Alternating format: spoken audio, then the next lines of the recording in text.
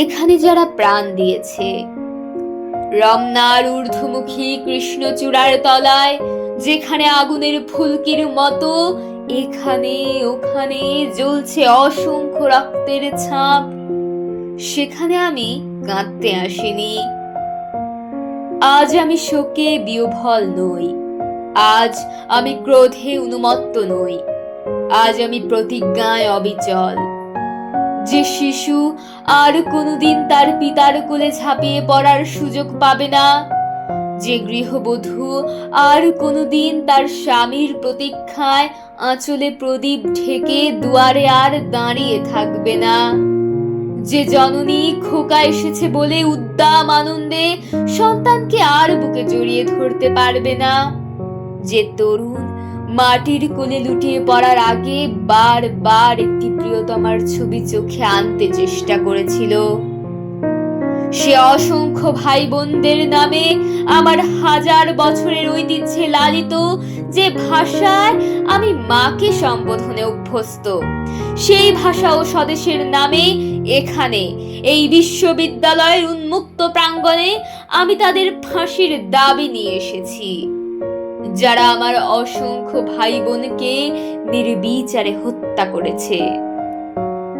ওরা 40 জন কিংবা আরো বেশি, যারা প্রাণ দিয়েছে ওখানে রমনার রৌদ্রদগ্ধ কৃষ্ণচূড়া গাছের তলায়, ভাষার জন্য, মাতৃভাষার জন্য, বাংলার জন্য, যারা প্রাণ দিয়েছে ওখানে একটি দেশের মহান সংস্কৃতির মর্যাদার জন্য, আলাউলের ঐতিহ্য, রবীন্দ্রনাথ, কায়িকবাদ, নজরুলের সাহিত্য ও কবিতার জন্য, যারা প্রাণ দিয়েছে ভাটিয়ালি, বাউল, কীর্তন, গজল, নজরুলের খাঁটি সোনার চেয়ে খাঁটি আমার দেশের মাটি এই 2 লাইনের জন্য।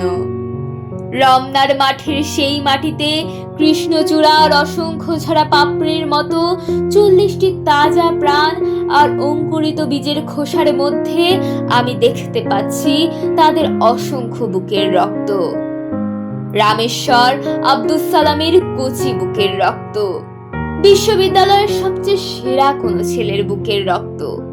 আমি দেখতে পাচ্ছি তাদের প্রতিটি রক্তকণা রমনার সবুজ ঘাসের ওপর আগুনের মতো জ্বলছে, জ্বলছে আর জ্বলছে।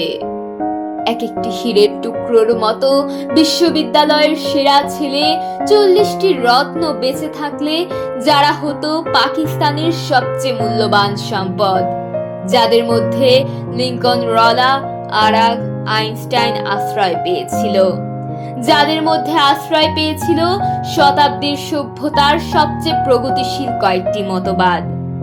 সেই 40টি রত্ন যেখানে প্রাণ দিয়েছে, আমরা সেখানে কাঁদতে আসিনি।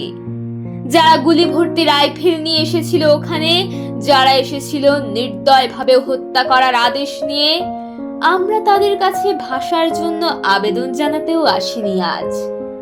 আমরা এসেছি খুনি জালিমের ফাঁসির দাবি নিয়ে।